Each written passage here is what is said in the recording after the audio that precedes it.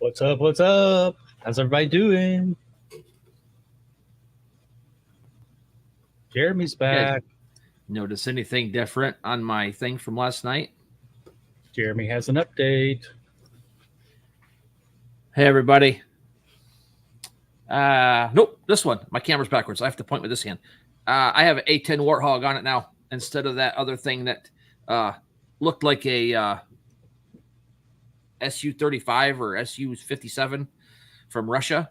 It was close, but not exact to one of those, so I changed it. If you go into the files sections of any of the Facebook groups that we're on, I uploaded this file for this plane with...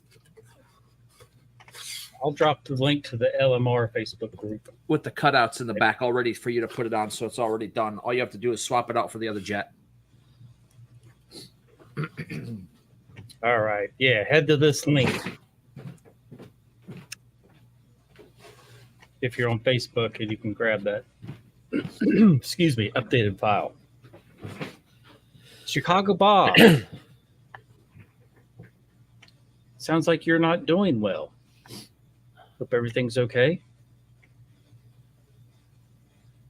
See, Mark, Steve, Jack, Dale, Steve Wright, Patty Wright, Clayton, aloha. It's free. John Elliott.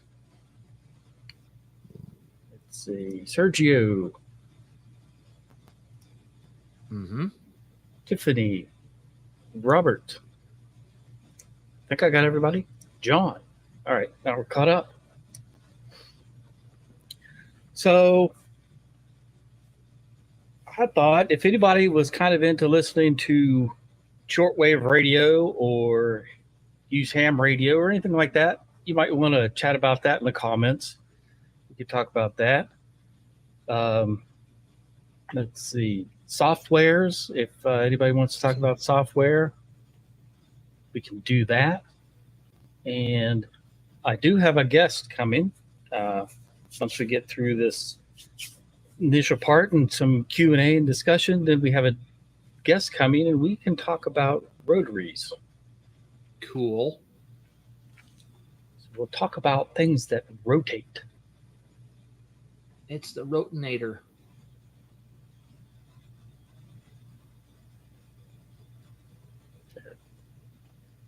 Okay.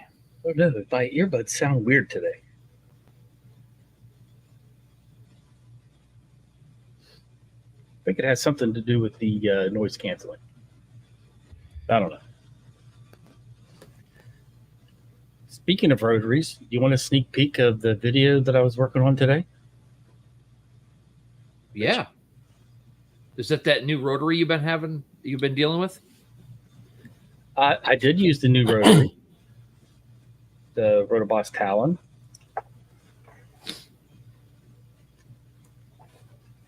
Here's a regular rolling pin with the handles removed.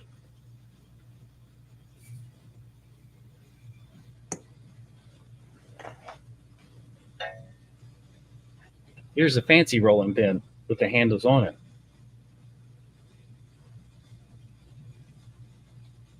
So this is, oops, let me do that. A banana holding a rolling pin. That's funny.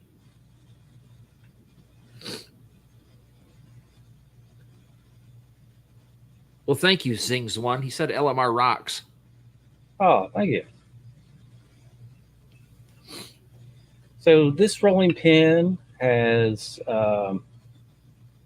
it's the brand Folk Art.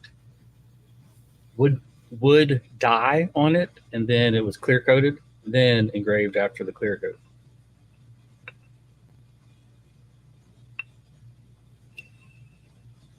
And this was done with the Talon rotary. Rotoball. Steve, I do have some settings for black. I don't know what color you're doing, but I have settings for black for engraving.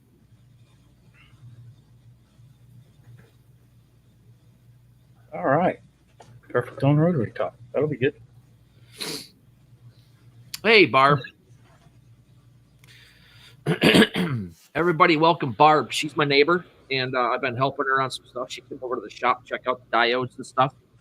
And Well, hello, Barb, Jeremy's neighbor. I'll try to get her into a Lasermatic here and get her going on some stuff.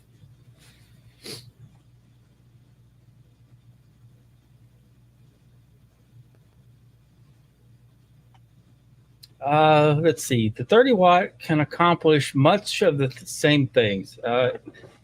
Unless you're wanting to do the deep 3D engraving, that the 30 watt will struggle with.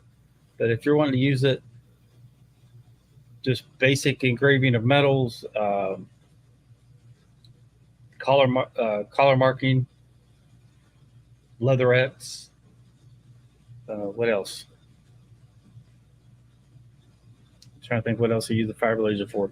But any of that stuff, it will. Jeremy, you want to add your 2 cents? You can take me off solo. I forgot to. Sorry, Clayton was telling everybody to smash the like button. I was reading a comment thank you, on Clayton. my phone. But here's the clicker. If we're on 3 different channels, so if there's only 2 likes on my channel, that means there's only 2 people watching my channel. Otherwise, there's how many ever people watching the Laser Maker's Realm and then Patrick's channel. So all the likes combined. So yes, everybody hit that smash button. It helps. What were you saying about the 60 watt now versus the 30? I didn't hear everything you said. It's Chicago Bob had a question. If you got the 60 watt, 30 watt accomplished the same thing as a 60. Probably wouldn't go above a 175 lens with that one. I spoke about the basically deep engraving and being able to do basic metal marking, color, and stuff like your leatherettes that you use the fiber laser for, no problem. And slate coasters. The fiber laser on slate coasters is absolutely amazing. I can get like 4 done in the time it takes the Rolly to do one. But yeah, 30 watt. If you can get a MOPA, I mean, that's going to up your game with a 30 watt. Definitely. I would start off with a 70 millimeter, a 150, and a 175 lens. If you can do 3 lenses, those are the 3 that I would do was a 30.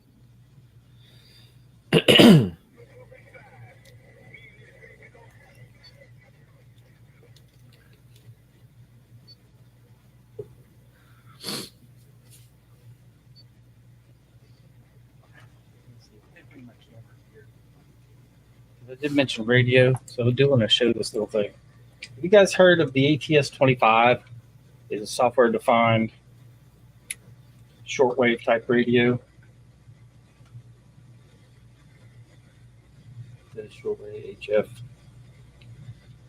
and some other bands. Bands is in radio bandwidth, not rock bands. Just get the camera set up there.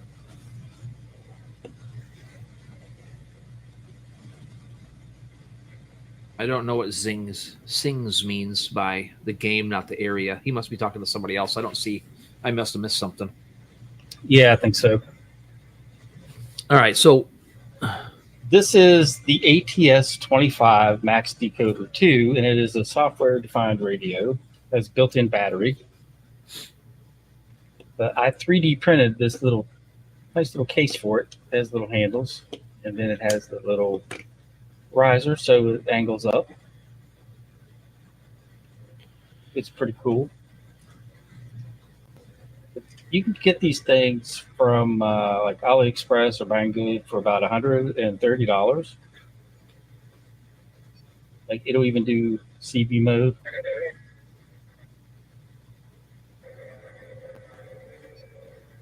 And let's see. You can kind of see there. oh, got it, sings. Brandon, yeah, MOPA. A MOPA's like putting race tires. Go ahead. Sorry. Now you can see the different bands that it'll do. Short wave, medium wave, long wave, and then you've got the 11 through 120 meter bands. Now, can you talk to people through that too? This is only a receiver. Just the Not a receiver. transceiver. Okay. Yep, so it's just a receiver. This one also has Bluetooth audio, so you could listen to it by earbuds or something if you wanted. But it's a cool little device, especially for listening to shortwave radio. Go into the shortwave bands and then just tune with your little knob there. So when you 3D printed that, you 3D printed the gray and the blue, like with the little handles sticking out and everything? That's correct. That's cool. Yeah, somebody had a file on Thingiverse, so like, heck yeah, let me give it a try. Check that out. Even I need to holds get my the 3D stylus, printer too. working again. Yes, you do.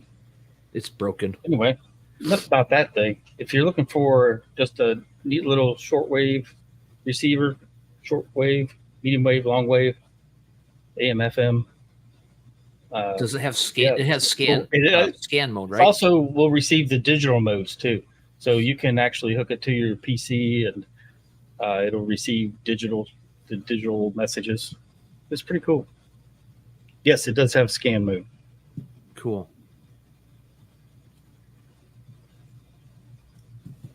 Let's see. Brandon had a question. Can MOPA do everything a regular Galvo fiber laser can do? Yes, but it corners better. It's got the upgraded suspension and better tires under it.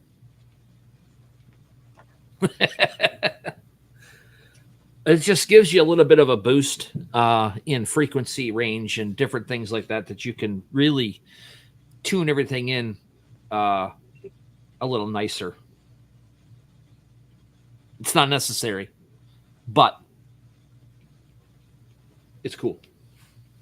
Not necessary, but nice to have that extra horsepower if you need it. Yep.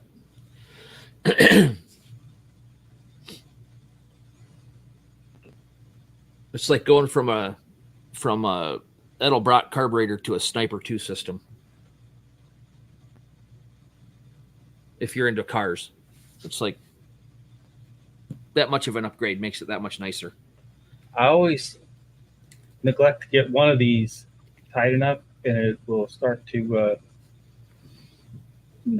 melt. Basically, it'll go slow. It looks like it's melting. I was just keeping an eye on it to make sure it didn't fall over. The rotary I used on that rolling pin is this one. So I used it with the Galvo, no issue.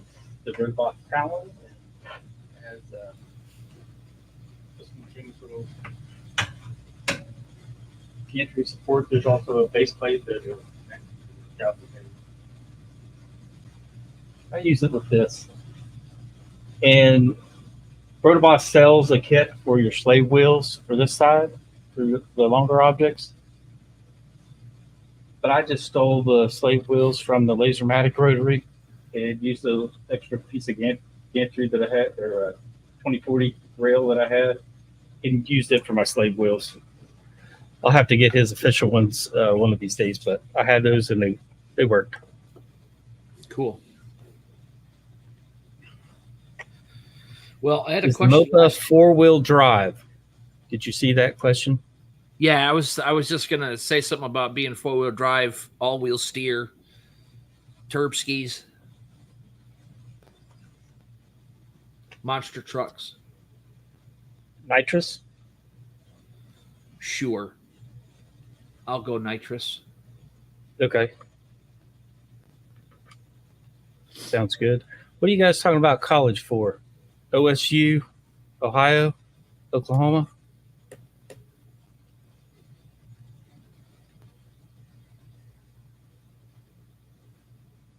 Find the reference the OSU, Ohio State. Football games. Oklahoma State. Ohio State, not OSU. That would be Oklahoma State.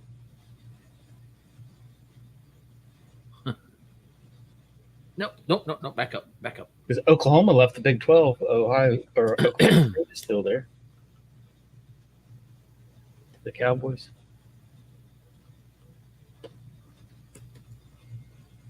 I believe. Can't remember.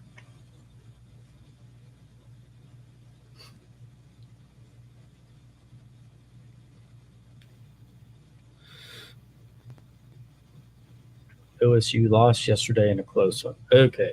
I think I'm caught up now. Yeah, Chicago, Bob. When I was building, people would ask me if a certain size garage or a barn would be big enough, and I'm like, probably not, because you're gonna always wish you had that extra 8 or 10 feet. So just put that on right now. It'd be cheaper now to do it than it will be to come back, tear everything apart, and add it on later. So yeah, get it now. Better to have it, not need it, because you know you're gonna want it later. Absolutely. I cut some, let's see, walnut rounds off a log earlier. Trying to figure out what to do with these. I actually cut these with a rigid battery-powered chainsaw. I got a pretty decent cut out of it too. Like, well, I could start up my steel, or I could just throw a battery in the rigid and run it. It did a pretty good job. I got 4 of these. What should I put on them? I got more confident and started cutting them a little thinner, a little more thin.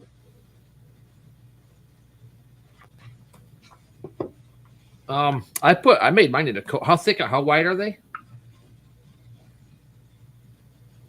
There's my head for reference. Oh my gosh. I don't know. Put a picture of a woodchuck or a beaver or something on it, chewing something down. Too bad you didn't have one look like it had bite marks out of it. You could put the beavers. I mean, I guess we could laser engrave some bite marks on them. That's true. I have no idea, dude. I woke up from a nap to come out here to fix that airplane. Hi, Sharon. Hi, Sharon. Good to see you. I was going to cut it with my bandsaw, and then my blade was off. I'm like, well, that's going to take too long. Let me just put a battery in this chainsaw.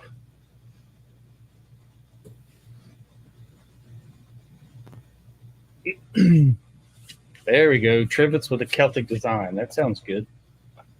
Oh, yeah. That'd be good to do it with the UV laser, probably. Or I could use the Lasermatic even. Either one.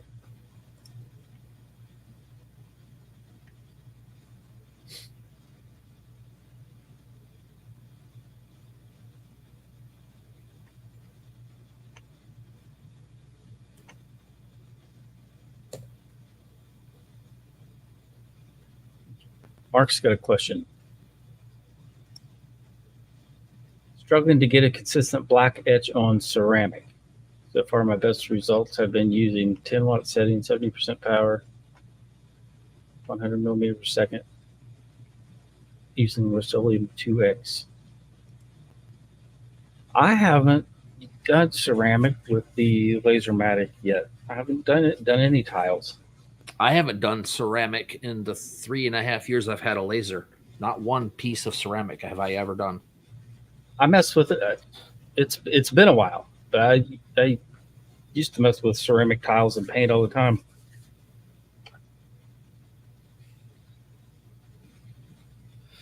Yeah, Aaron, I like the electric chainsaws. Does he like his? It depends on how old they are.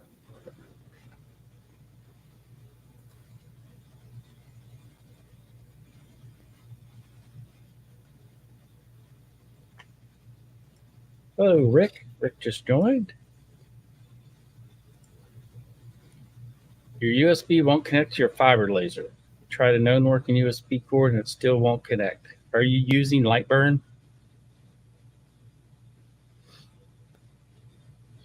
One of the first things I will try is to rerun the Lightburn installer, just so at the end you can have it reinstall the drivers. And sometimes that will fix it. So I have it reinstall the drivers, reboot, and see if that gets it up and running again.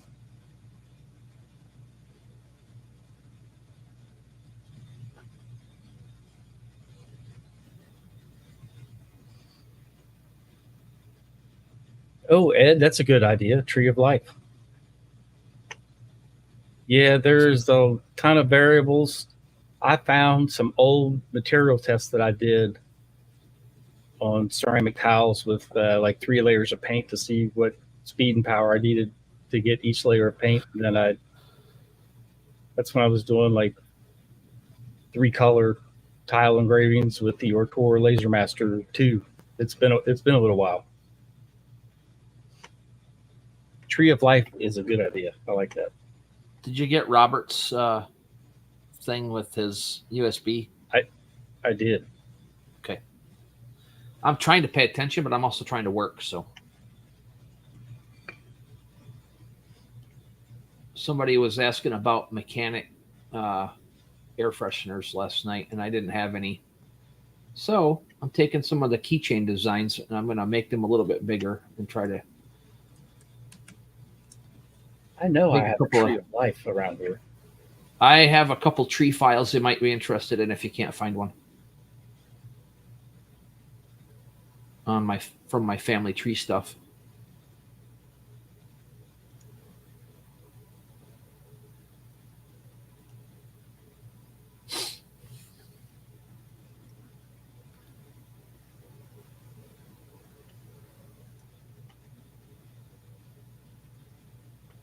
Oh my gosh.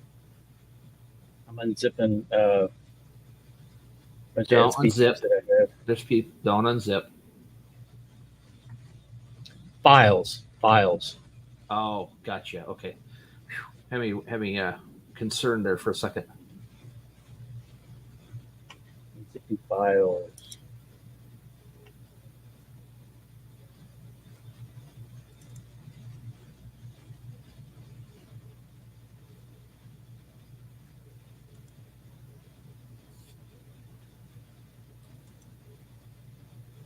Oh, this is a multi-layer file.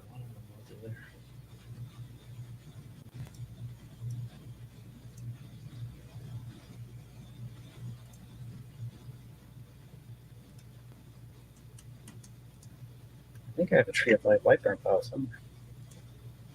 There it is. Bye, Sharon. Thanks for stopping for a few minutes. Yes, thank you. Have a good evening.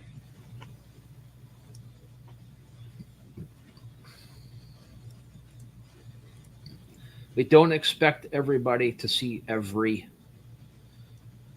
we do because we just jump on here at random times all the time and screw everybody up. Well, speak for yourself. Huh? Oh, you expect everybody to watch everything? Absolutely. Okay, fine.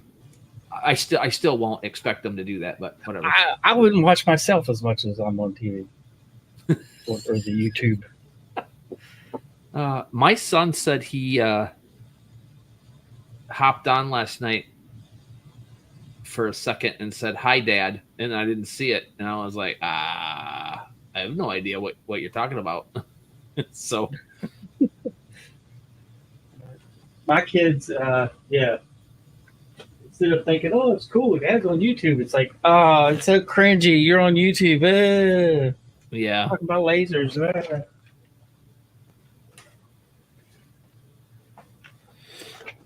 I'm sorry. Yeah, Barb's running her CNC. She's been having some issues with that. I got to get over there this week and take a look at it for her. See if I can troubleshoot something. I know nothing about those things, but I'm a good troubleshooter. So I told her an extra pair of eyes probably wouldn't hurt. Poking around and see if we can see something.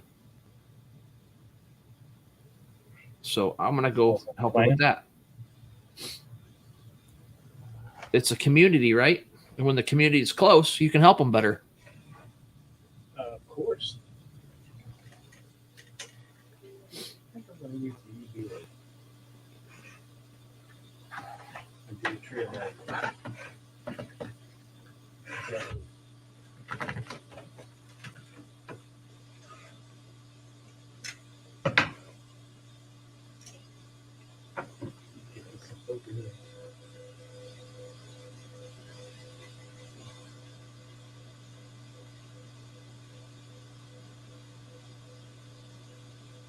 Do I want to put one in there? I think I will. 300 lens on it.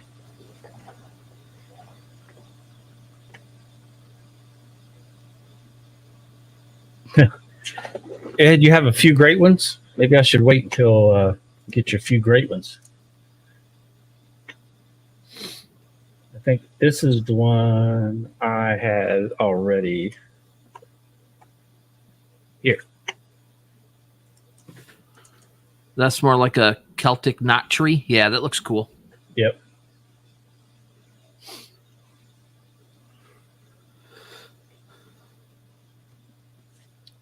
Okay.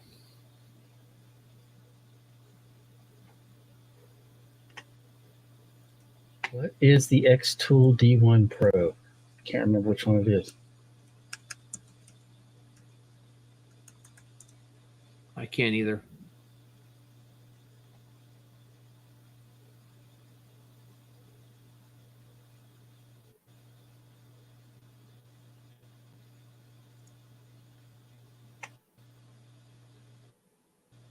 Looking. I'm trying. The internet's acting up.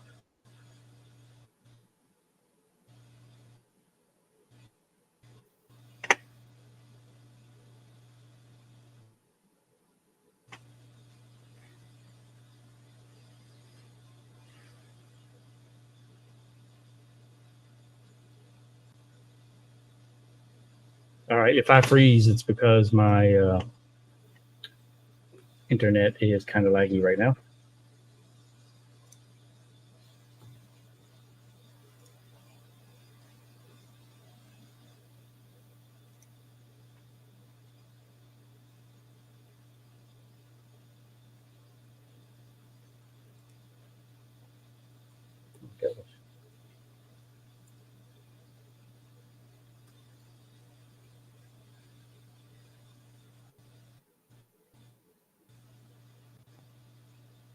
Okay, that's a diode. Diode should be able to.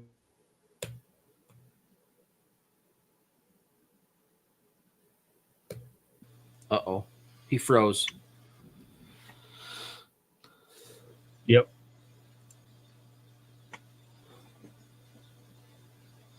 You must not have heard me say that it's laggy at the moment. Yeah, it's very laggy. So after you said it's a diode, I didn't hear nothing. Yeah. Greg, nothing's burning yet. I will turn it on. I cleaned my laser head last night during the live stream, so I'll do stuff, but I'm finished the design right now. As soon as I'm done, I'll make sure I have everything set because I don't just want to burn one little tiny thing, and then I'll burn a whole page full of stuff or a whole sheet full of stuff if I can, if we're on that long.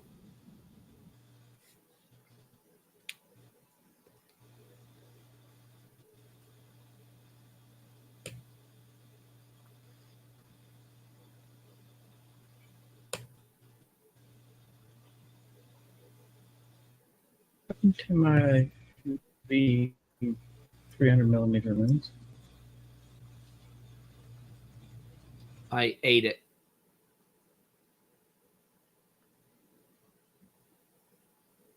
Or did I?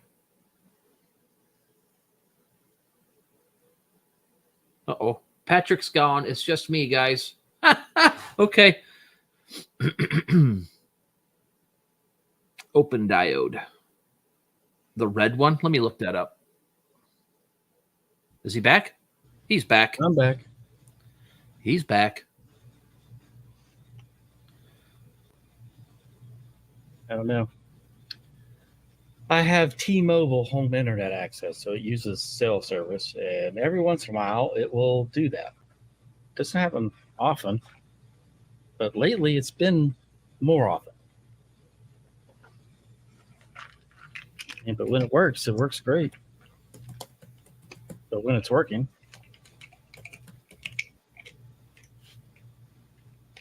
Uh-oh. Did you know that you can spell again with a Q if you hit the wrong letter?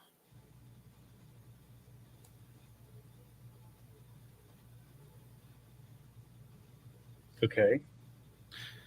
I didn't know that until just now. I guess you can spell it with any letters if you hit the wrong letters. Tell it. That's okay. D1 Pro 40 watt. And a Brigham says, can you recommend it over the 20 watt? 20 watt what?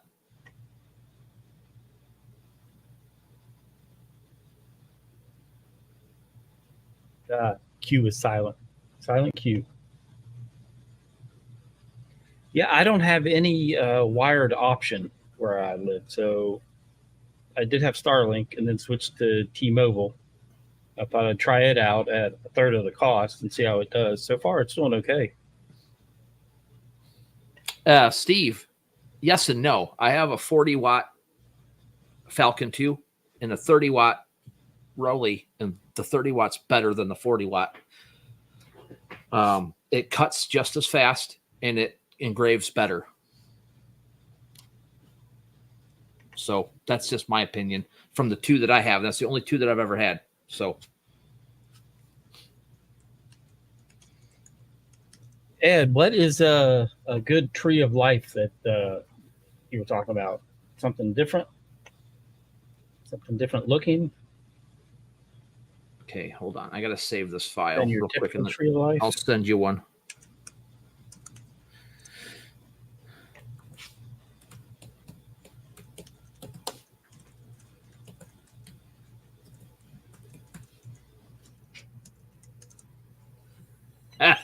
Oh my gosh.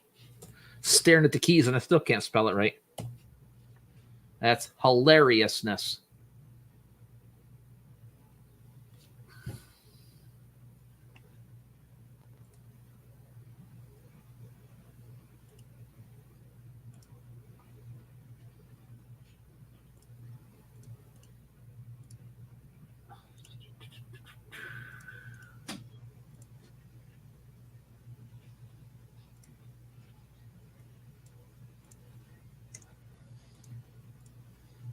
Let's see. I'm gonna see what you think of this one.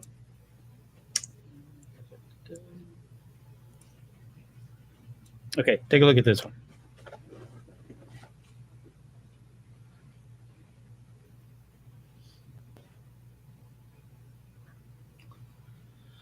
Cool. What do you think? Why is that one so not the one I want? Why is it not the one you want? I don't know.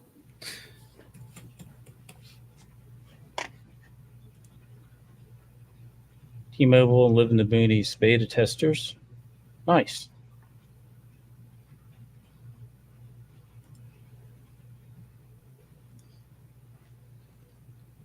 Yeah, let's see. I did a speed test last week and it was over 100 down and like almost 50 up. It was rock and rolling. But I can see the tower from my house. It's just on the next hilltop over. So I just have the motor pointer. Uh-oh. Just sometimes. Okay, Patrick, I'm going to send you a tree. I actually cut this one out already, and it's right over there.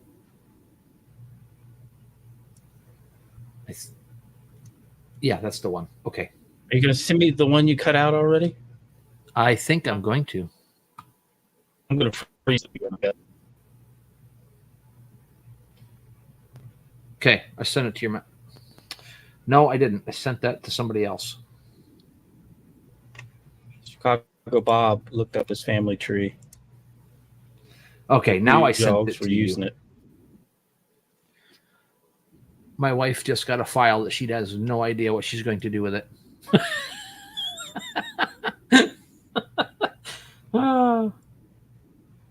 She didn't know I was on a live. She's talking to me on chat. Oh, no, he's gone again.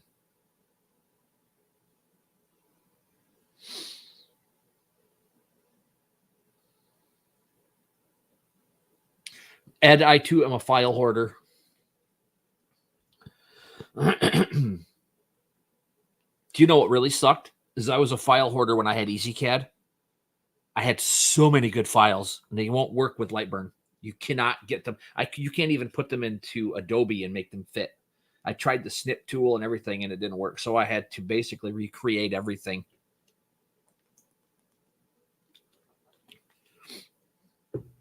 That was stupid.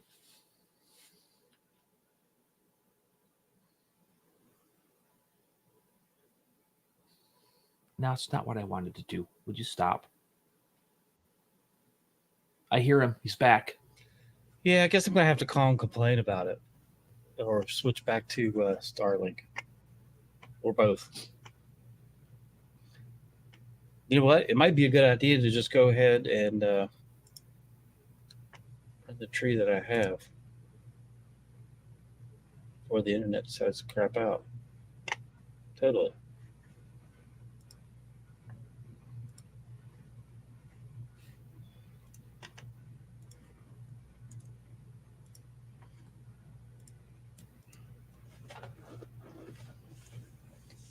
Well, whenever it's good, it's good. But whenever it decides to do this intermittent bull crap, it's frustrating. And it used to only happen once every couple weeks, and then it's like, oh, it just kind of froze up. And now it's happening. I don't know, multiple times a week, and now today, multiple times a day, of course.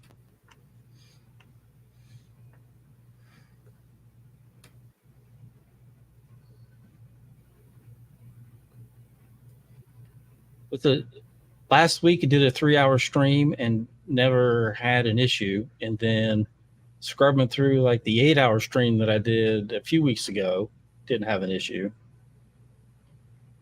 Maybe it's me. Maybe I'm causing the problems. Nah, I don't think so. Yeah, I mean, you cause problems, but not with my internet. that's true.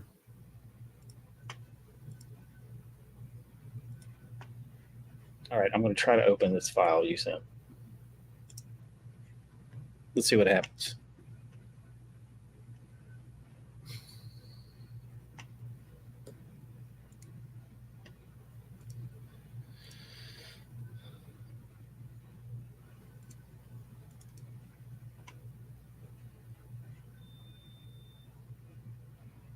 Oh, okay.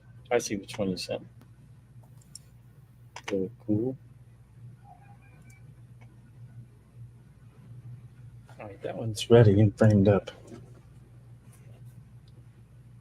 Decrease the size. Disable rotary.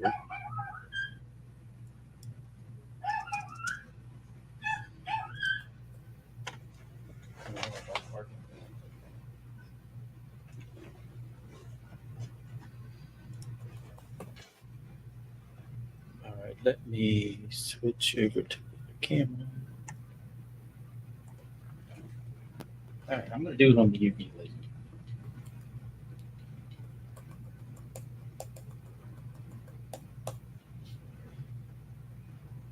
This is a Hotian branded UV 5 watt.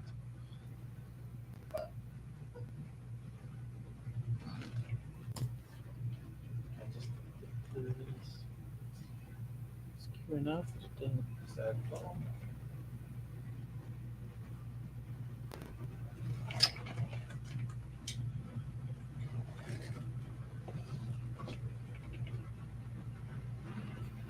Make that a little bigger.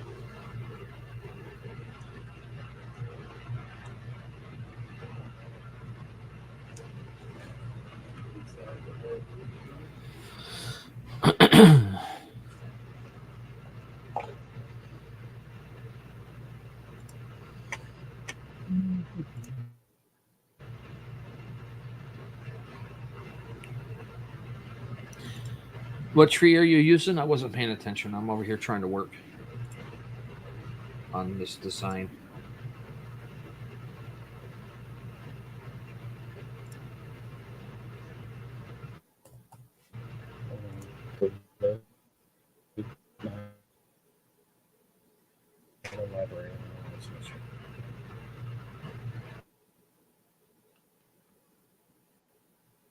Uh-oh.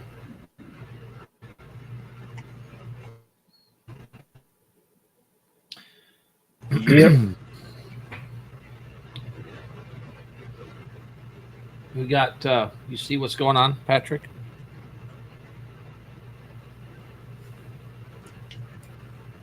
I switch over to my phone's hotspot, but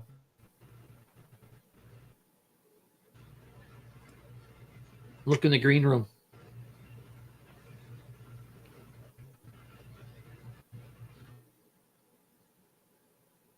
Uh-oh. He's gone again.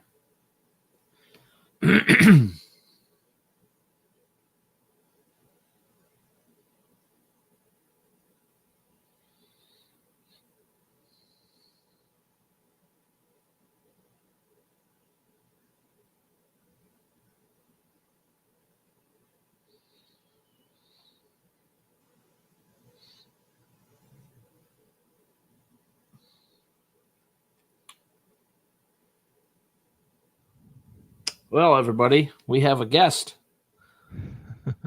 How's it going? Good. Patrick's been having some issues.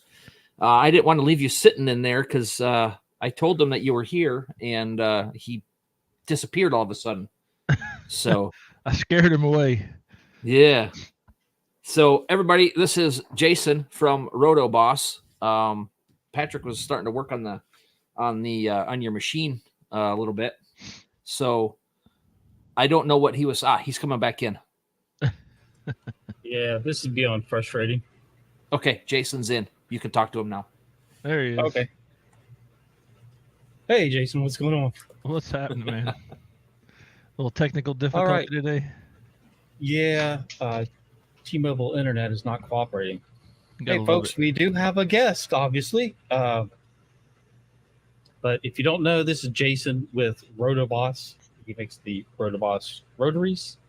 And he also has not an air freshener, but I guess it could be an air freshener, but an air filtration company as well. I'm drawing a blank on the name. Apple Air USA. Apple Air USA. There you go. So if you need an air cleaner. But I thought I better get you that link in case my internet dies before we even have a chance to talk to you and get you on here.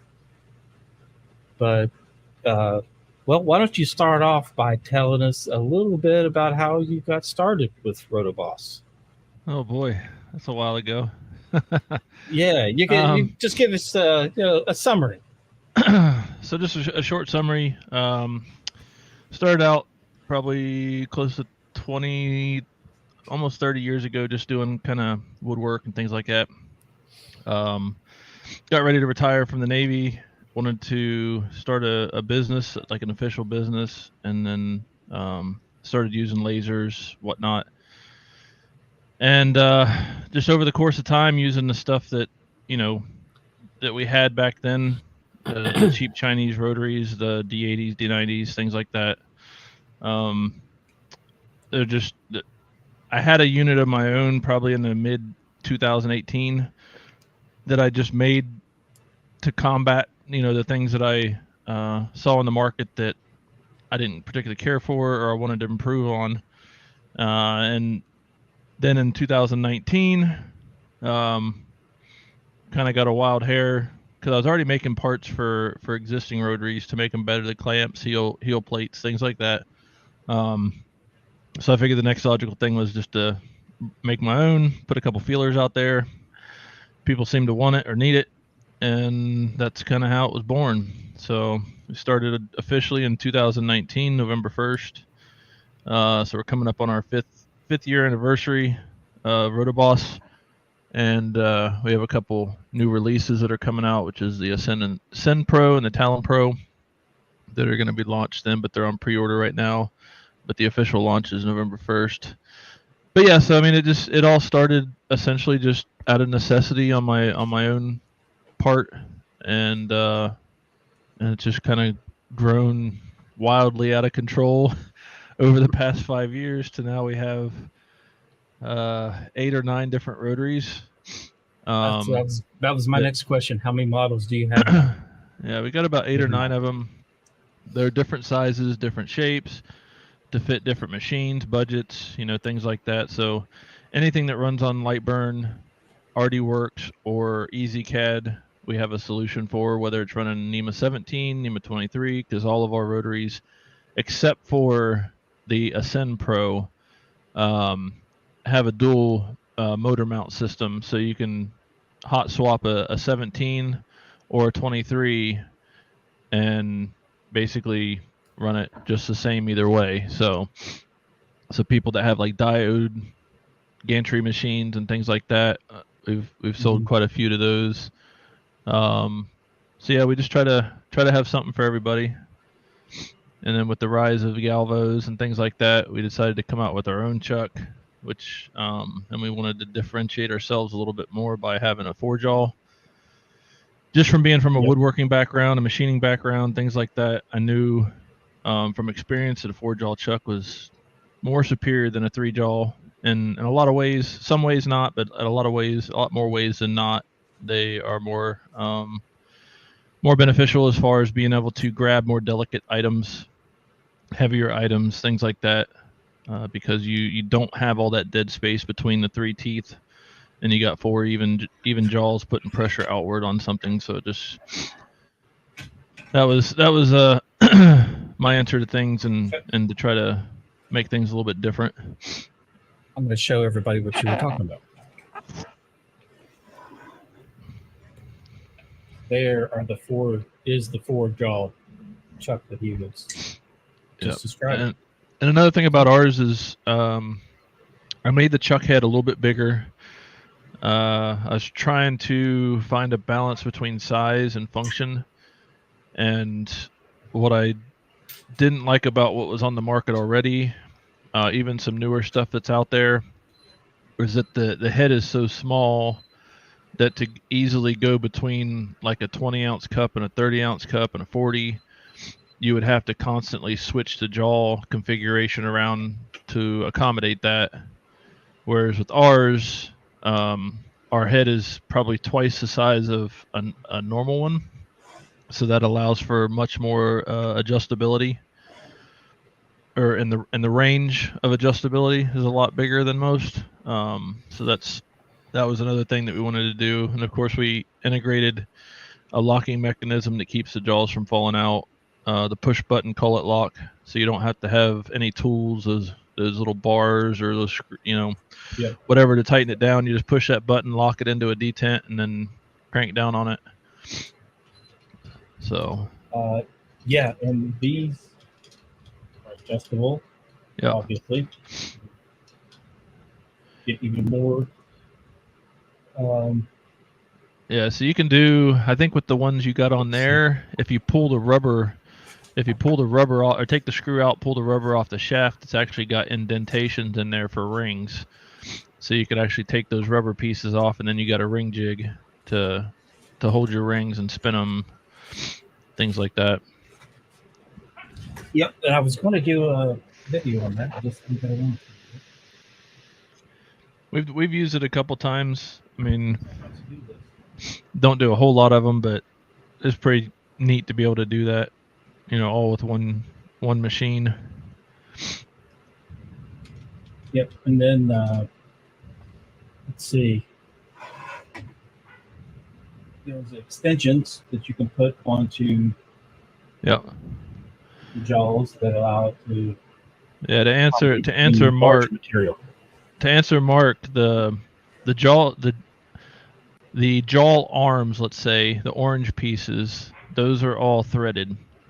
So there's, I think, 7 holes for adjustability, and the pads themselves, the jaw pads, I guess you could call, just unscrew by hand out of it, and then you screw the other one in. There's actually, on those, there's a little lug on the inside for an 8mm wrench. So if you wanted or needed to tighten them down for whatever reason, or they get stuck on there, you can pop them off with this 8mm wrench right there. And plus, that doubles as also for glass, because most glasses have that kind of raised rim around the top, and that distance between the jaw face and the jaw pad rubber is kind of where that lip of the glass sits into.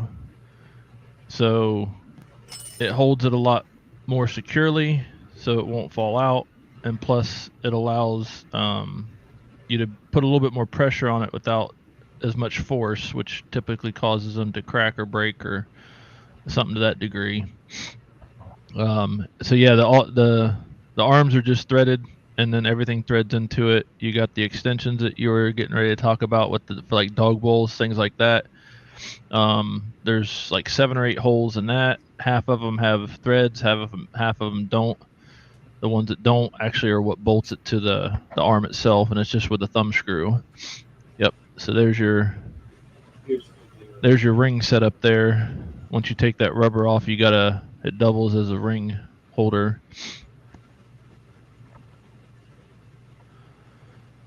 Yeah, for Mark, it's a little bit faster. I don't know, like I've seen other people's rotaries. Actually just saw the one, without mentioning any names, you guys could probably figure out who that is.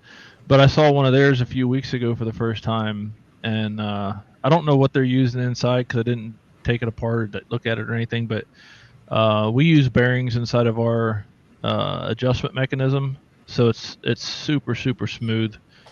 You just kind of put your cup in there and just spin the adjustment ring on the back of the block or the head there, and it just super smooth. No metal on metal like others do. So we tried to make it as you can go from open to closed normally with just one. Yeah. You see Spin. how quick and easy that is. And when you're opening it up, it's the same. So loading something up, it's really simple. And with the stops in there to keep it from the jaws from falling out, you can open it all the way up and not have to worry about how much further you got before the jaws fall out, kind of thing. Which is super neat. You can right there. That's all the way. What's that? Right here was all the way, and the jaws will fall out. Yeah. And that's adjustable too. So if anybody's watching this that has one and their teeth do fall out, it's probably just that the set screw in there might have been misadjusted. And we started putting Loctite on that screw. So we set it from us, and it should never need to be messed with. But if anybody got one, like one of the first ones that came out, you might want to put some Loctite on it and just readjust it. Just because we noticed that the vibration, especially if you're using it on a galvo with all the quick movements and everything, the vibrations tended to have that set screw back out because it's not engaged in anything. It's just there as a stop that you can adjust to make it go out further or less or whatever. But yeah, that makes sense. I don't know what's. Bye, V. Thanks for stopping by. See you later, V. Okay, here's the. Ed said cam drift. I'm not sure what he's talking about there. Here's the extension. Yeah, I don't know what he's talking about either.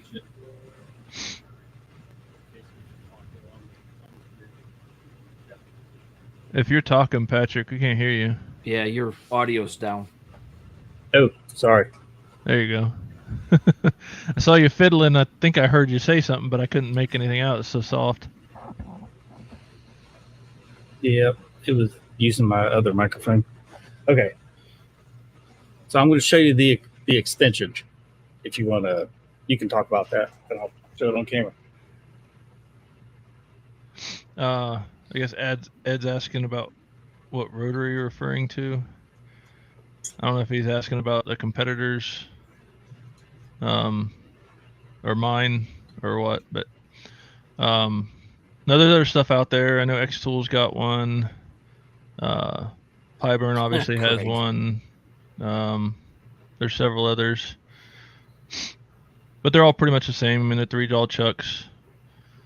So that's kind of what sets ours apart. Is ours is 4 and not 3. It just lends itself to better holding ability than a 3-jaw, especially with heavier items, because you think about all the dead space in between the triangle, so to speak. And with 4 of them, like you can grab square rocks glasses from the base, because you got the 4 points of contact. You can easily grab a hold of those. And there's a bunch of other stuff too, but Okay, I'm gonna pull myself off the screen so everybody can see Patrick, and then you can still talk. I'll be Oh, here. okay. I'm just gonna make everything else bigger. Okay. Okay. Um, Let me put that on correctly. they cost more There. than all my lasers together. Yeah. I mean, we're not the cheapest rotaries out there by any stretch.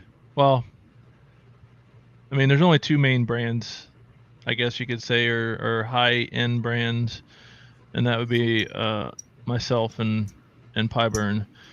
But as far as theirs, I don't know what theirs are made of. Don't know what kind of materials they use, the construction, any of that stuff. But ours, all of our units are made of. Hey, what's going on? Hey, Jason. what's up, Rich? All our Patrick? stuff is made of 6061 Rich? billet aluminum that's machined. It's not cast. It's not extruded. It's solid billet aluminum. Some of the newer stuff, the Talon Pro, has actually been upgraded, and now the whole head is made of 7075. So better wear, longevity will be a lot better. It's a lot smoother. So there's several aspects to it. And then with the Pro, it's belt drive as well. So it's a gear reduction. So you're basically doubling the steps that your machine can put out with the gear reduction on it. Now, I was using this rotary earlier today. I don't know. Those of you that didn't see, I actually did a rolling pin. Yep. It's an angry banana holding a rolling pin. So I ran that with the Talon. And I went ahead and used its accessory rails. Yep. Just in case it happened to slip down. I had the slave wheels. It seemed to hold it just fine, actually. Once got it adjusted perfectly level. But what I was going to show is this rotary does come off of this little piece of railing, this gantry type material, and he does have a base plate, so you can actually mount the rotary. I'll put it on correctly. To this plate, and then mount this on your galvo table. Yep. Yeah, depending on how you order it, you get it with either the extended base like you have configured there, or it'll just come with the rotary and the galvo mount base. And then we have a rail system as well, a support system for anybody that needs it for stuff like that. But what Patrick did there, I mean, he had some parts of something else left over and he made it work. So I mean, looks good to me. As long as it works, that's all that matters, and with the extrusions and things like that, if someone wants to fashion up their own design or own piece, I mean, it could be easily done. So I mean, there's a lot of flexibility to it depending on what you're doing. The height adjustments. We got an extension piece as well. So if you're doing like really big dog bowls and things like that, we got another height extension piece that lifts it up even higher, about double the height of what it is now. Okay. And you can remove that motor from the mount in order to spin the rotary in the chuck jaw, so it's facing upwards. Yep. So facing straight up. And then you can use that with the rotary table. So for business cards, pens, pencils, that kind of stuff that you want to spin around and use the repeat mark, you can do that as well. I've redid my rotary jigs and set those up for the 4-jaw. Oh, there you go. So that now I can just spin business cards and wallets. Yep. With the Talon. Yeah, I'm working on a more efficient way to switch it between, regular chuck and like a turntable style mount. We'll eventually come out with something a little bit more user friendly, instead of having to take the two bolt or the thumb screws out and whatever to reposition it, which is not a big deal, but so we'll be working to try to fix that and make it a little bit more user friendly. Yeah. Let's see, there was one time that I took that out and then I went to put it back in and I was like, now wait a second. How did I get this thing out of here? So I had to, it took me a couple minutes, but then I figured it out. How's Rich Yeah. doing today? What are you guys doing? Just having Well, fun. How's it going? Jeremy, why are you hiding? Well, We sent him I to timeout. He got I put in took timeout. myself off the Timeout. screen so that while Patrick was working, everybody could see it better while Jason was talking and everybody could see him. And then the instant that I dropped out, you popped in. So that was kind of funny. Oh, well, I fixed that for you anyway. So. Well, I was talking to Jason, talking to Jeremy earlier. Said, well, I think we might do a live stream. Then I asked Jason if he wanted to come on. And then I think we're going to secure Jason to come on as an LMR guest in 2 weeks. Cool. That would be great. Nice. Absolutely. That'd be Anytime. great. Yeah. And it don't have to be rotary related either. I mean, just regular old stuff is fine too. We get a lot of questions about rotaries on the LMR. Oh, do you? Yeah, so that would be fun. Yeah, absolutely. Anytime I can help, I'm happy to help. Great. Long time no see. Haven't seen Yeah. you since Orlando. Yeah, ISA. Yeah. Yeah. Yep. And it's coming up again here. What, 6 months? How'd you do last 5 time? months? Pretty good. I mean, I was there just. I go and hang out with Thunder and support Thunder. them and help them out. Plus, with them being one of our distributors, just kind of hang out with them and see what's new and just Yeah, it enjoy makes the sense. show. You get to go and hang out with Chris a little bit too. Yeah, arm wrestling and stuff. Yeah. There you go. Yeah, we'll for the Apple Air and stuff, we'll be at ISA, and when it comes back to Orlando, I think the following year, we'll have a booth at ISA, and Nice. we'll also have a booth up at LBX in July. With Still debating whether or not I want to go to LBX. The only thing that I don't like is that it's in New York. yeah, So I mean, I escaped from New York 33 years ago, and I don't like going back there very often. yeah, I don't. That's not my favorite place to go, but I mean, I get why they did it. I just wish it wasn't in the heart of downtown. Like, Yeah. you're in downtown New York. Yep. There's no place to park. Like, I'm bringing a bunch of stuff up with my trailer, so finding a place for the trailer. Yeah.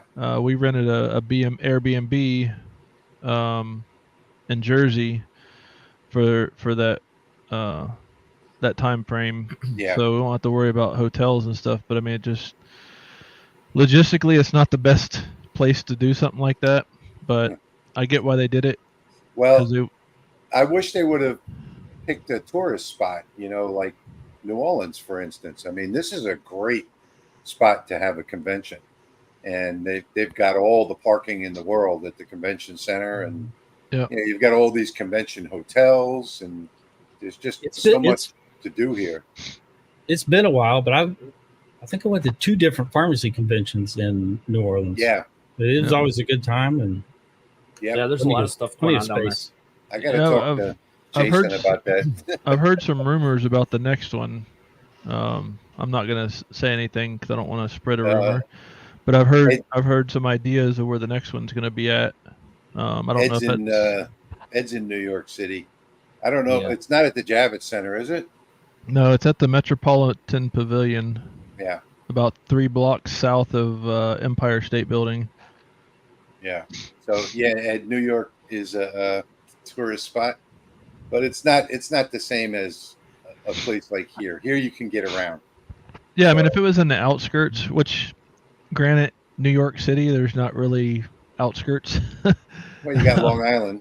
Well, yeah, but I mean, as far as like getting away from like a main populous area, it's kind of hard to get away because you got Jersey on one side, you got Bronx and all that stuff. I mean, so you got to go quite a ways out to get out of like the metropolitan kind of area. Yeah. It'd be really tough for folks that want to drive. If I do go, people I that do want to go- drive. Yeah. Right. Yeah, having Hey, it on a Kate's in the coat. house. DV's in the house. Hi guys. I'm gonna skip out for just Hey, 2 Rick. seconds. I'll be right. All right. I mean, What having, were you saying, Rich? If I do go, I'd probably stay in Queens or Brooklyn. I have relatives in both of those places. yeah. That would be easier for me. My aunt in Queens. Let's see, the convention is over by, what is it, 35th Street, something like that.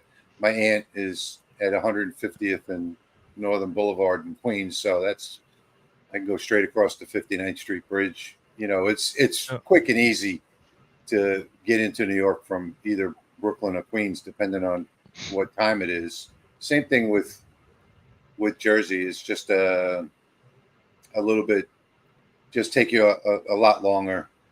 You know, Well, there's always traffic to Jersey. my biggest problem is with the trailer. I have to come in from the very south of New York because I can't go through any of the tunnels Yeah. with a trailer. So it's either that or go up to the GW and come back down, or come up from the south. Well, how tall? No, your trailer's not too tall for the tunnels. Well, last time I went through there, I had to go to the GW because the tunnel they had big signs that no trailers in tunnel. Oh, And I was on a Trailers fault. I was on a motorcycle, and I was towing my little tow behind trailer on my motorcycle, and they wouldn't let me through the tunnel. yeah. Oh, I'm wow. like, I'm like, I if think this, that's a post 9/11 thing. it might be, Yeah. but So I've been gone for 33 years, but I know the I thought the tunnels were 13 feet or 12.6. yeah, I don't think it's so much the trailer itself. It's Yeah. like if there's an accident, Yeah. obviously having a trailer flying around inside the tunnel or something could Yeah. heavily block things up. But that's fine. I had to come from the south, kind of weasel my way in through the south and come Yes. Sergio saying the Verrazano Bridge. That's way at the other end. at the south end. Yeah, Yeah. yeah, Mhm. that's the one I'll have to take because the Holland Tunnel, I know they won't let the trailer. At least they didn't let a trailer last time I was up there. Ed said he can give you a spot to park the trailer. There you go. I got a spot right now. I think with there's a local fire department there. So Rick has got this right, saying that will they ever have a convention in the Midwest? That's where it should be, somewhere in the middle of the country. You know. I mean, they had it in Chicago Definitely not last year. Peoria. Yeah, they had it in Chicago last year, or in Illinois Yeah. last year, which Yeah, definitely not Peoria. I didn't like that. That's a place little at all. more central, I guess. yeah, Yeah. I mean, like Oklahoma, yeah, Alabama, New Orleans. I mean, any of the middle. I wouldn't even call it the Midwest because it's not really Midwest, but yeah, this, middle of the country. yeah, somewhere in the middle of the country, in the central time zone. Yeah, because you got a lot of people that are going to be coming from the West Coast and the East Coast, and you know, New Orleans in December. New Orleans in December. Yeah, that's right. That's the best time of Sounds year. good. Yep.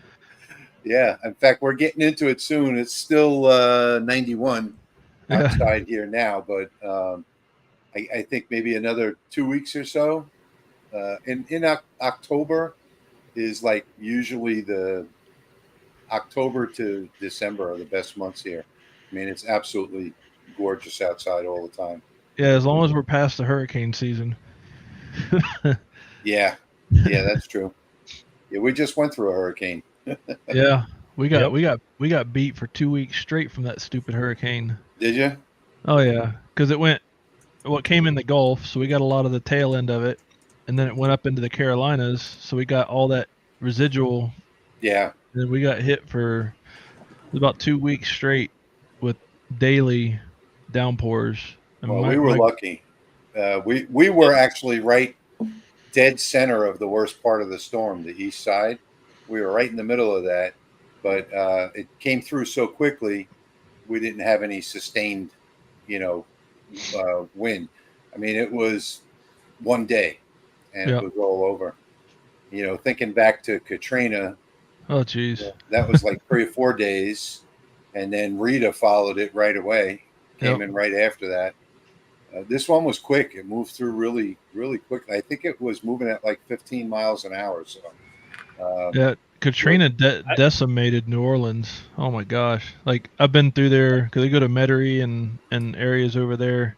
yeah, Like every time we pass through there, we go to Metairie and eat at Jaeger's. yeah. Oh, yeah.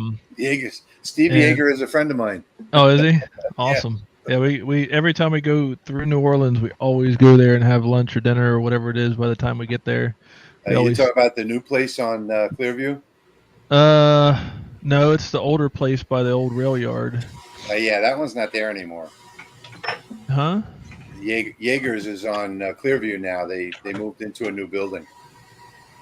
Well, I just went. Well, when did they do that? Because I just went through there about 3 weeks ago, and it was at the same place that I've always gone to. Well, I don't know. They might have two then. Because it's right. I know the one on the lakefront got washed away in Katrina, and that's the one they moved to Clearview. I've never been to the other one. I didn't even know he had two. Let me see. Gosh, you guys talking about rain? We're still in drought conditions here. Blackwater Falls, which is a really nice state park falls area. Like it's just the trickle coming over the falls, and some of the big lakes. There's folks have pictures of the fishing spots, and it's just all dry. Really? There's not supposed to be grass there. It's supposed to be covered in several feet of water. It's crazy. Wow. We've had a lot of rain this year. I mean, a lot. Yeah, this is the driest summer I've ever saw. I think. Last month, I think we went more than 2 weeks where it rained every single day.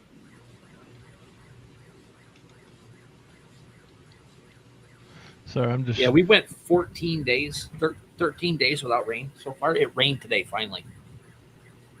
I haven't mowed my grass in the main 5 acres around the house that's grassy. I haven't mowed it in 2 months. Yeah, it's been probably a month and a half since we've mowed ours too. It's all crunchy. A couple of sporadic weeds here and there sprouting up, but that's about it. Yeah, that's the one I'm talking about. Is on Clearview Parkway. Yeah, that's what I said. Clearview. There was another one up on Veterans Memorial by the Ponson Train Bridge. Or it's showing there's one up there, but that's not the one. The only two I knew of was the one on Clearview that looks like a Western building. Yeah. And then there used to be the one on the lakefront before that one. That one was 2000. I think it was 2008 or 2009. My sign company actually did the LED sign for Steve on that one on Clearview. Oh, okay. But before that opened in 2008. In 2005, there was the original Jaeger's was on the lakefront in Fat City. So okay. That one was actually on the water. And there were pilings underneath it, and that one got washed away. You talking about Lake Pontchartrain? Yeah. Oh. Yeah. Yeah, I've never seen that one. It's just the one on Clearview is the one I've always been to. Yeah. The one on Clearview that replaced the one in Fat City. Oh, okay. In 2008. Okay. I'm gonna run this tree. Ed said he'd like this version. I'm gonna run this before I forget about it. Anyway, that's it. UV. I saw you earlier running that with those cookies from your tree. You gonna run it on that? Yes. Yep, that's it. Walnut. Yeah, I cut those off today with the electric chainsaw. I didn't realize how much I like the electric chainsaw. So easy. What? What is that? What do you got running in the back there, Jeremy? That's the Lasermatic. Oh yeah. Yeah. Let me share my screen. I'm gonna show everybody what I was working on. Is that a diode? Yeah. It's the 1030 watt. Oh, okay. That's one laser I've never used as a diode. I didn't either up until April of this year. I love my If diode. you decide to get a diode, get a Lasermatic. Yes, absolutely. Why is that? It's the best one there is. Yeah. It's got it seems I to have the best frequency out of any diode laser on the market. Plus, rather it's- use it than a CO. Yeah, go ahead. I'd rather use it than my CO2 any day. Really? What Turn about- your head what a- sideways to see that one. What about speed and stuff? Is it pretty quick? Is it? I mean, I don't I'm know. running this Engrave at 20,000. That's inches per second, millimeters per Rich. minute. I don't know what that all that is. Millimeters per minute. millimeters per minute. I just run the numbers that work. Oh, yeah. Those numbers are all foreign to me. So It's a lot slower than a CO2. It's 333 millimeters per second. That's not too bad. It goes higher than that. Oh, does it? Yeah, you can go faster. Well, I know they've come a long way in the recent years with Yeah, a lot of the tech for the diodes. I've been into the diode lasers for about 5 years now. This is one of my favorite Ed. lasers. Ed, I got your emails. I like the way you can control the shades of gray on a diode Oh, yeah? laser. Yeah, it's much easier than on a CO2. I heard they do really well with photos and heavy detail type work. Absolutely. That's mostly what I see people doing with it is photographs or just like really detailed type stuff. Is that a diode? Yep. This was Yeah, that's- done with the Lasermatic Really? photodiode, stainless steel, no marking spray. Holy shit. Is that all black or is that colored? Shades of gray. Yeah, Well, it's yeah. different shades. Okay. It kind of looks like there's a little bit It's- color in there. Yeah, there is. There is a little that pops through. But there's also looks like something red bouncing off the cup from Yeah. in front of you. Uh, Tiffany's got a question. That's not bad. That's not bad for a diode. I mean, like I said, I don't know anything about diodes, but Yeah. that's pretty good. Now, Tiffany actually asked that question just as Jason was saying, I heard it's good for photos. Yeah. At the exact same time, while he was asking the question, she posted that. Yeah. I Yeah. haven't done a lot of photo stuff with my diode. I do all my photo stuff with it's also good for saw blades. Oh, nice. Yes. That was done with the Lasermatic. And no marking spray at all? Nope. Wow. I do all my stuff on my fiber laser. Ooh, that's nice. One of the things I really like about it is that you can make it. You can also make things look like wood carvings. Yeah. So I have a. Give it that burnt look. Make it actually look like the wood carving. So Yeah. I have a customer in the city that I've had for about 7 years, and he's constantly coming up with these artists and these wood carvings like from the 14 and 1500s, and he's actually got a couple of them too hanging. He's a lawyer. He's got them hanging in his office, and I've done about 15 or 16 projects, maybe more, for him over the years, where he's sent me the name of the artist, the name of the wood carving, and the year, and then I have to go research it and get a litho and have my friend scan it with his plotter and digitize it. But I think I have one here. Yeah. Now the Rotoboss Talon, can you get that with the flat 4-pin connector for like your diode rotary? Yeah. Well, we have like a standard JST, the white flat 4-pin that we can wire to it. Now with the diodes, typically those run what the heck? It posted it 3 times. That's because it's different channels watching.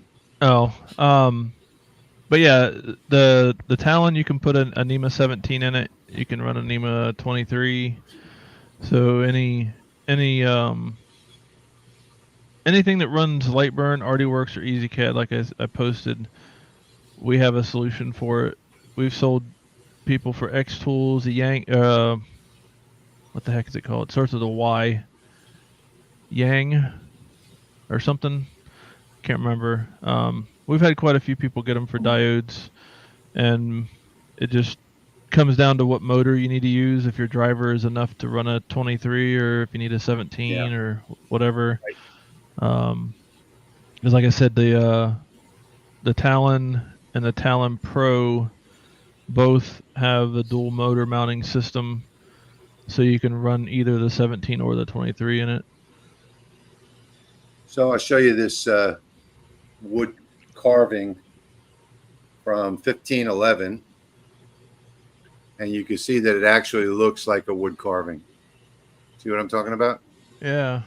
This is the Holy Trinity, and I make these for his office that he hangs on the wall.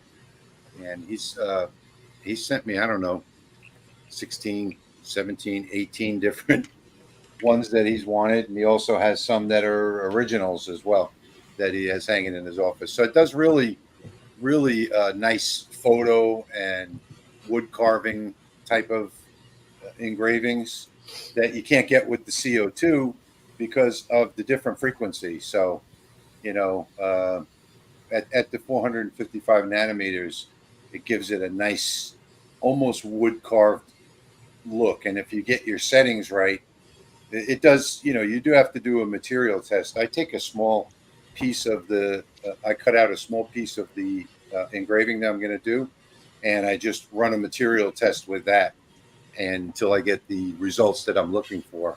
And I've never been able to do that on a CO2. Yeah. So, well, the CO2, you'd have to slow down so much. You'd have to defocus it. yeah. There's a lot of things you'd have to do to get a CO2 to come close to that. Now Yeah.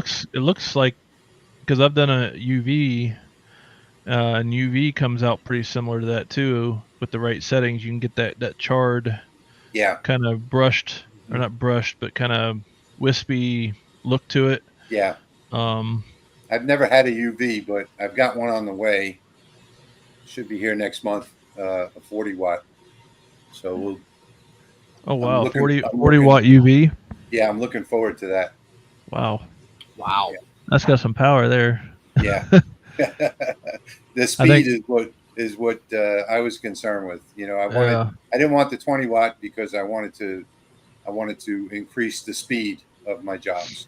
So that's why I didn't even know they went over 10 watt. 15 yeah, watt. I know they got a 15 watt. Pascal's got a 15 watt. Yeah. That's what I've heard of. That's the 3D, his 3D one. Yeah. And then you get into 10 and 15 watts, you're looking at water cooled UVs. Yeah, I got a 10 watt. It's water cooled. They do have a 15 watt air cooled, and I think a 20 watt. But I don't.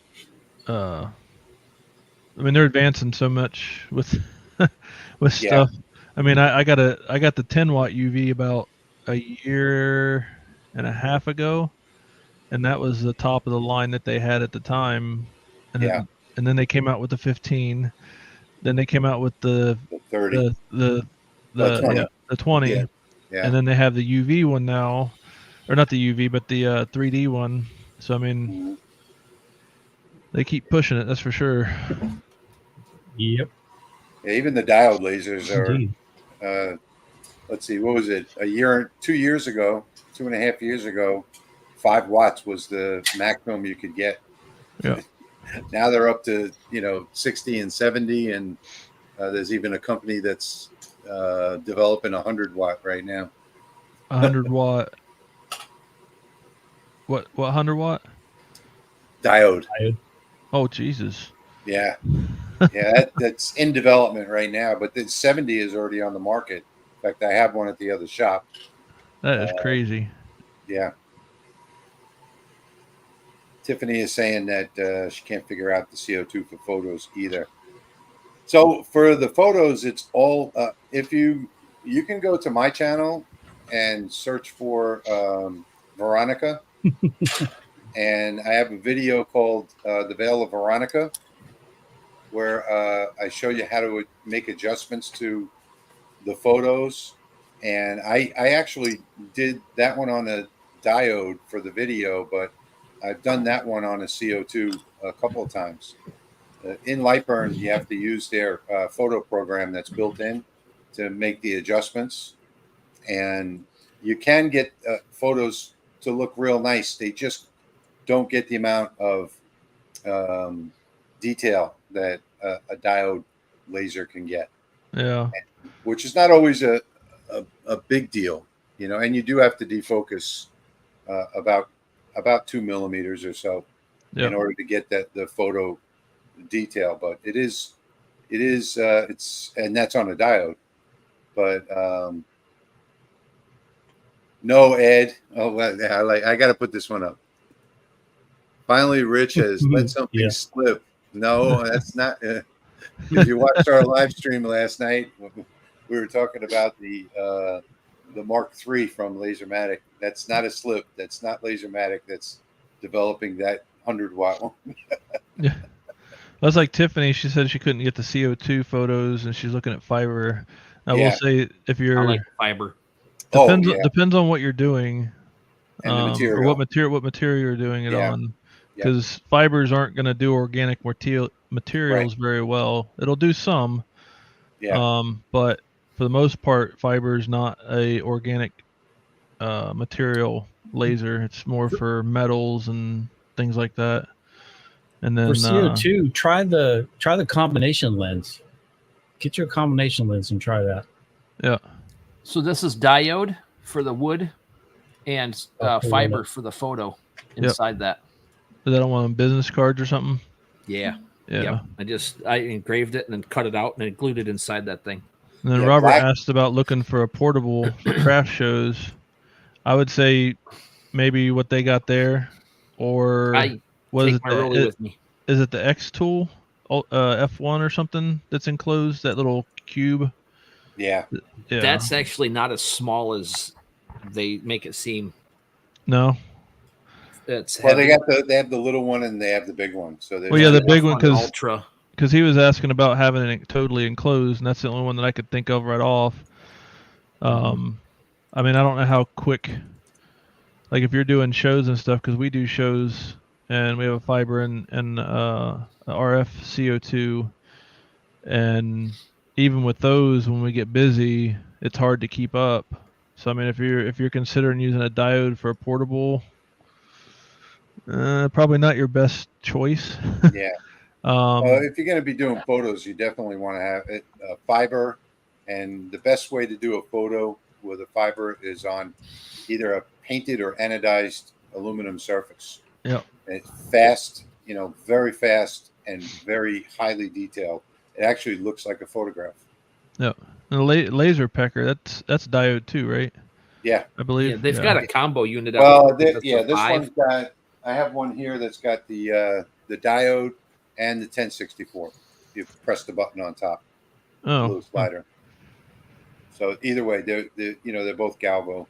Yeah, I got a little tiny, the laser pecker 1 or 2 or whatever that is back there, a little 5-watt thing. That's a piece of Jeremy, junk. we don't want to see your pecker. No, don't worry about it. Tiffany, I have a 60-watt MOPA that's got some upgrades to it. I got a 800 millimeter tower and a bunch of lenses and stuff.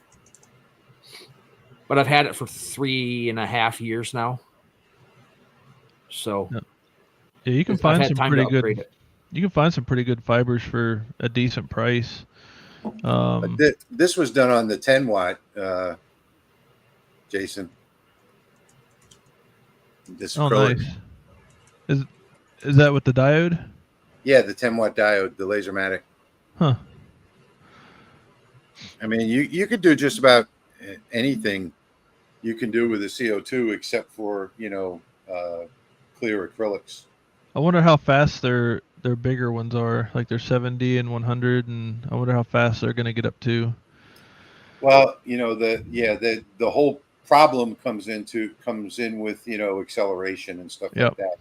So, but right now, 48,000 millimeters per minute is pretty much the highest you can get with most most with the higher powered ones. Yeah. And then even then, you have a problem with the alignment on them. So it's kind of hard to dial in your alignment. You have to do your offsets in light burn, and even then, because all diodes are direct beam, right? Yeah. They don't have a mirror system like a CO2. No mirrors. No Okay. mirror. Not yet. So yeah, you'd have. You have that weight on the gantry as well. Yeah. Yeah, because you need something to counteract this. Like once it gets to a certain speed, you need some mass. Because I don't imagine those heads weigh that much. Well, when you get up to the 40 and above, they're pretty good. They're pretty decent weight. Oh, are they? Yeah. I mean, some of them are massive. The 70 watt is massive. And that the problem that I had with that, why I haven't even done a review on it yet, is because it doesn't sit properly on the gantry, and at high speeds it wobbles. So, is there any tensioners on it? Yeah, they have the eccentric nut on it, but it doesn't work. No, I broke an Allen wrench trying to get it to work. Yeah, that's right. He did. He broke an Allen wrench here trying to get it to work. We tried to fix it in my backyard, and I didn't tell you, Jeremy, they sent me a whole new piece for that, and the eccentric nut doesn't work on that one either. Same problem. Yeah. Same problem. Probably red Loctited it or something. Yeah, I don't know what they did, but it doesn't work. Then they sent me a video, as if I don't know how to use these things, on how to do it. And the guy in the video from China, he doesn't get it to turn either. But they have the wording on the screen that says just turn this nut, and you see him trying to turn it and it won't turn. As Tiffany's asking about what to compare, I mean, it just depends on what you're looking. In my opinion, depends on what you're looking at. Like I prefer Pascal, the Hyoton, but Richard Zhang has OMG, which is really good. That's my fiber that I have. Thunder. I mean, any of them really. Cloud. Really the source that matters. Cloud Ray. Yeah. Eon, basically, I think they use a Cloud Ray for theirs. So I mean, I think it's pretty much the same. I'm not 100% sure, but any of them will work. Just depends on how much money you got to spend, what power you want. Because with a fiber, you can do like woods and things like that, especially with a MOPA, because you can regulate the frequencies and things a lot more with the MOPA. The only thing I've gotten to work as far as wood goes for mine really is MDF. Yeah, it's got to be starts on fire. It's got to be a really tight grain hardwood typically for fiber to be able to engrave it. Like pine and stuff that, you'll never. Yeah, check out Hotian Laser. I put a link in the chat. DY Laser Works is talking about, are the heads magnetically held? I guess you're talking about on the CO2 or the on the diode, I think is what he's talking about. Yeah, so no, the only magnetically held ones I know are on the CO2, like Eon and their new series, the Signature series, and Glowforge, and I don't know of any magnetically held heads on a diode because it's a direct output. So there'd be no reason for you to change it. But actually, X-Tool has the magnetic modules. You can switch from just a hot swap to IR. Yeah. Hyoton. It's a hard one to pronounce. I never really. Well, I'm glad they separated it because their original logo just said HAOTIAN. Yeah. Or TAIN, and now their new logo they separated. Yeah. Hyoton. Yeah. So Hotian. Hotian. It's Ho T An. Yeah. Right. So Hotian Laser. Although if you look at the spelling, it looks like Hey Ocean. Yeah. Hey Ocean, but Mhm. it's Hotian. Yeah. Yeah. There. Hold on. Yeah, There you they're go. I would say they're probably one of the front runners as far as that technology goes right now. Yeah. And Um, another thing that puts them ahead is that Pascal is so involved in the support, and Yep. you can get Another thing that's putting them ahead is I'm doing how-to videos for them now, and I will be working with Brad and Pascal in the future. So you can lean on me as well if you end up with a OTN and need some assistance. Yeah, I know they're working with some people. Actually, some of the people that he's seeing on this trip he's on, to do like literature, training, manuals, things like that. I know several people that are starting to help out with that with them, and I think they're trying to establish like a true U.S. based support system Yep. here instead of dealing with Mark and Pascal and all that, because that the time difference is one thing. Yeah. The language barrier can sometimes be an issue, but for what they've done and the time that they've done it, I mean, they've done well for themselves as far as that goes. And it's kind of like us. I mean, we put out all these products and inadvertently, Yeah. technical manuals and stuff like that are not really Well, thought of. Pascal is actually here. He works in the shop next door in New Orleans. Oh, yeah, that's true. Do what? Pascal actually, he's here next door in the shop next door. Rich has his own personal Pascal. Oh yeah. I have a Remember life-size photograph of him. No. The cutout from last LBX, the one that Rich had in his hotel room. He's That's making- gotta scare you. He's making quite the journey this time. Holy cow. He's bouncing all over the country, seeing people, visiting people. Yeah, Jerry over at 3DHP has little cutouts with his picture on it that he puts on the laser when he uses Yeah, it. he's got them everywhere. That's funny. But mine is actually life-size. Good marketing. Yeah, we had it. I had it in my window. Where was that? LBX. LBX, yeah, at LBX. So if you were on the second floor, Oh, that was you? yeah, you came around the corner. There he was in the window. Yeah, that was Rich's room. One of the maids wouldn't clean the room. I saw that. I didn't know whose that was, but I did see That was that. my when I room. was there. Was it? That's awesome. Yeah, that was funny. I couldn't believe that maid got so scared of it. She thought somebody was just standing there in the window staring out. It was pretty creepy, but hilarious if you knew who it was. Yeah. I don't know where I got that from. I stole it from somebody. Where'd I get that from, Patrick? Brad gave it to you. Oh, Brad. Oh, that's right. He had those printed and cut out. Yeah. And then I had it Yeah, in the 'cause he had back window of my truck. On You had the a way couple home. at the event too. Yeah. You But use it now to drive into HO. I also had it in the back window of my truck on the way home.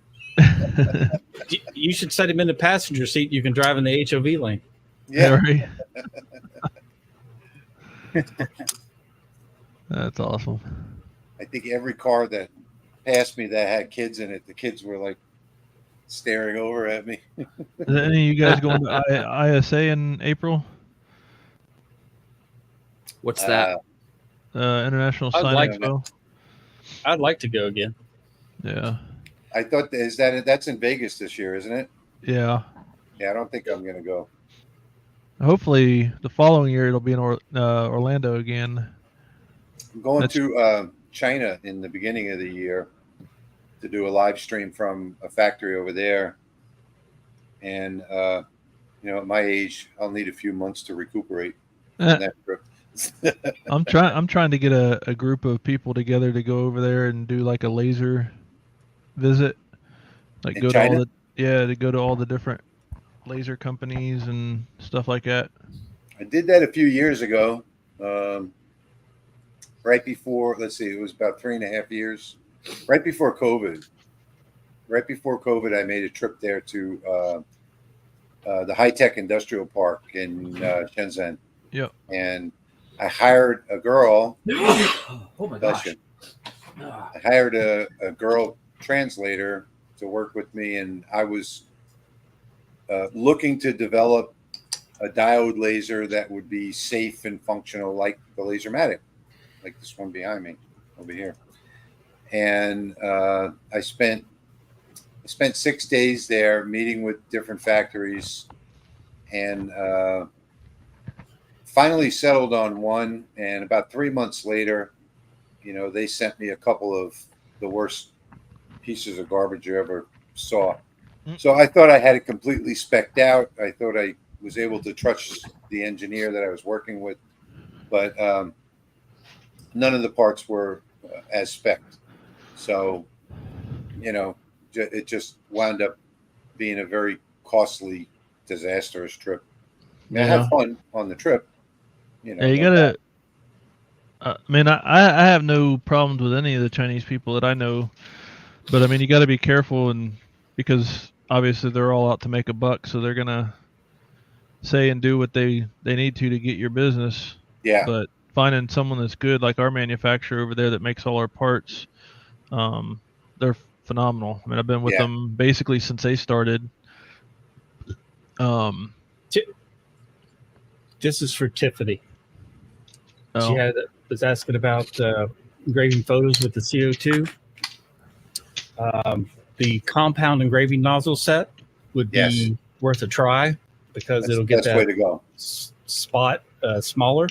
Yep. So just search for, Clare makes one, but if you search for compound engraving nozzle set.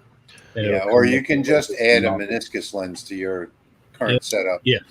That's the thing. You can do it either way.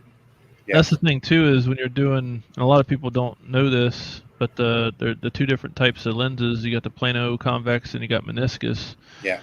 And meniscus is always going to be better for more detailed stuff because the beam is a lot smaller, it's a lot more dense. And combining the two makes it even better. Yeah. Yeah. So I mean, that's one thing to look into. Like all of my stuff, when I replace it, I switch to meniscus. Yeah. I don't run anything plano other than my stock lenses. But like I said, once they go out, I get meniscus because it's so much better. It's a little bit more expensive, but like $5 more, $10 more, maybe a lens. Yeah. But you can get I always order the Clare lenses direct from their AliExpress site, and end up paying like $10 a lens or something like that. I mean, they're cheap at that rate. Oh yeah. Cloud Rays. That's where I get all mine directly from them. Because you can get them. Just remember, Tiffany, if you're going to fool with these lenses, that they are toxic. So make sure that you're wearing gloves when you're handling the lens, and only handle it from the edges. So a lot of people handle these lenses with their fingers, and they don't realize. I mean, it says right on the box for the lens, it's toxic. Well, that and especially with meniscus lenses, the coating that's on it is a lot more sensitive. And you got to look at look at this too. Is like if you have a 150 watt laser, don't get a meniscus because it's not going to be rated for that. Because they do have a power rating. So I think meniscus go up to 90 watts. Yeah. 90 watts. Yeah. Anything over that, you got to use a plano convex because the coating and stuff on it's just not meant for that. Because it's meant for your engraving machines, which are typically a lower wattage output anyhow. I thought I had one here, but be careful with those because the oil on your hands will actually remove the coating on a meniscus lens. Oh yeah. Plano convex, it can, but it's not as likely. So just be careful. Like Rich said, just have some rubber gloves or cotton gloves or something. And it doesn't look like any of those fingerprints. It'll cause the laser beam to catch on to it, and then next thing you know, you've got a burn up lens. That's like when I do mine, I'll take my shirt and I'll kind of cup it, and then I'll dump the lens out in my shirt, and then I'll grab it with a rag or something, clean it, and then put it back in my shirt, and then poke it back into the nozzle. I do mine just like I do my contacts. I always lick them first and then pop them in. So I do the same with laser lenses. Yeah. Well, I've cleaned my lenses with spit before, so I guess really, You gotta use what you got. Yes. Whatever works. Yeah. These are the two that I use on my CO2 when I want to do fine engravings. Yeah, and you got it, meniscus. Another thing with those is, even with plano convex, you got to be careful because the bigger focal distance you have, the flatter the mirror is. Yeah. But with meniscus, they're all, at least all the ones I've ever used, they're all pretty flat, like regardless of the focal distance. So just making sure you got them in there the right way is pretty key. Yeah, you also have to do a ramp test and readjust your focus as well. Yep. Yep. What's up, Jack? Jack didn't show up last night until Jack the last second when we had already ended the live stream. I know. He just barely missed us. We're just hanging out talking lasers and rotaries. And it's kind of funny that he did it right now because I got to take off. I have to be somewhere. I have to get ready to go at 8 o'clock. So I didn't realize what time it was until a few minutes ago. So I was just waiting to get a word in edgewise to say I got to go.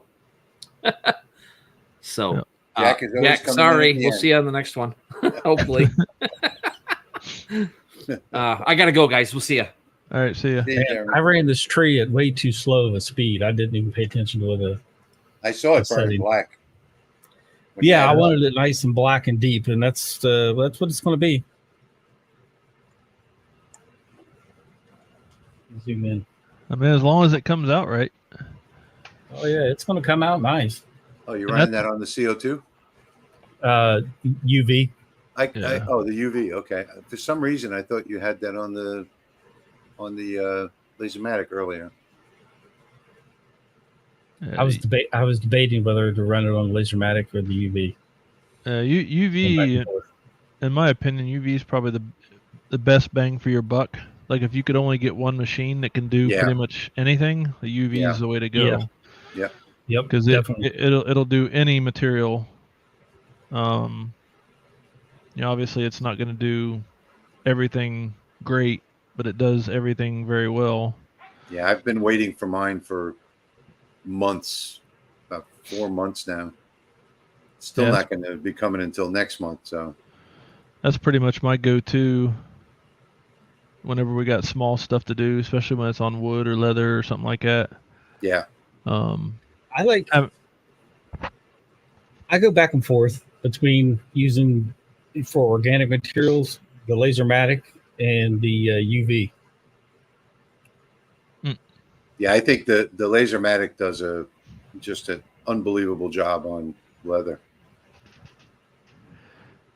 Yeah, I might have to get me a diode at some point. I don't really have a need for it, but yeah, it's like the only laser I've never used was a diode. So I think the majority of the three of us that do the live stream together, we all agree that there are certain things that you just can't do better than on the diode with any other. Thanks for stopping by, Tiffany. Bye, Tiffany. Yeah, that plays true for all lasers, really. Yeah. I think a UV is the closest you're going to get to an all-encompassing absolutely ability. Yeah. But yeah, there's certain things a CO2 can do that a fiber can't or a UV can't. I mean, it just boils down to whatever your business is. Like CO2's king for clear acrylic, but UV's king for glass. They have their own specialties. Yeah. Oh yeah. And especially what I want to do is I want to experiment with the the thick crystal doing a 3D image inside. Yeah, that's where you need a 3D UV for that. Yeah. Which I know Pascal's got, but I don't need to buy. I just bought one of their 3-in-1 welder, cutter, and cleaner machines, that I'm gonna be playing with this week. That'll be fun. I did a live stream with mine last week. Yeah, I Yeah. saw the one that you plugged in the back of your truck or whatever. Yeah. Yeah. Yeah. But this one, man, I knew it was big, but I didn't realize how big until I got it. But I had to run a separate sub panel for it and everything, 60 amp sub panel, because the machine itself takes 40 amps, and then the wire feeder for the welder takes 10 amps. So, Well, Patrick's fancy. He's got 220 in the back of his truck. yeah. Yep. I do. I only have 110 in 220,000. mine. Hey, I did a live stream Friday night. It was on for almost 3 hours and ran all this stuff off of my truck because power was out. Huh. Do you get a warning? And if you're, do you have to run the truck? No, huh? You turn it on, and then the engine will start and stop to keep the battery topped off. Oh, okay. Yeah, okay. Because it's a hybrid, and it has an inverter Mm. built in, so you get 7,200 watts out of it. Damn. Wow. Yeah, that's enough to power a good bit of stuff. I only have a absolutely. 110 in the back of my truck. Yeah, same here. And it only works when it wants to. Mine works pretty good. I've used it a couple times already. It's been consistent. I never had a problem with it, but sometimes getting the cover open is a pain in the butt because they got like a double lock on it. No. I think mine's like a 450 watt hookup. I don't know how many watts mine is. I never did check that. I don't know. Yeah, Ed, he's got a 220 plug that came with his F-150. Ed's asking how you get 220 out of a truck. It's stock equipment. Yep, it's the biturbo V6, and it's mated with I can't remember how big the electric motor is, so it's a hybrid, and it's like 430 horsepower total output and a lot of torque. But it also has they have two different models of the inverter that you can get in the Power Boost F-150, and this truck has the 7,200 watt gen set in it, so it's a 7,200 watt inverter, and it has in the bed of the truck. You open up the flap, 12 volts. You can open up the flap. There's three different outlets. There's two 120 outlets, and each of those are dual outlets, just like, so you have four, and then you have one 220 outlet. Was it 30? Is it a 30 amp? But no 220s. Yeah, The 30 amp output. That's pretty good. Yeah, that cleaner you got, that's just a cleaner, right? Yeah, it's a 3-in-1 cleaner welder cutter. What size is that one? That one's the 1,000 watt. I also have a 2,000.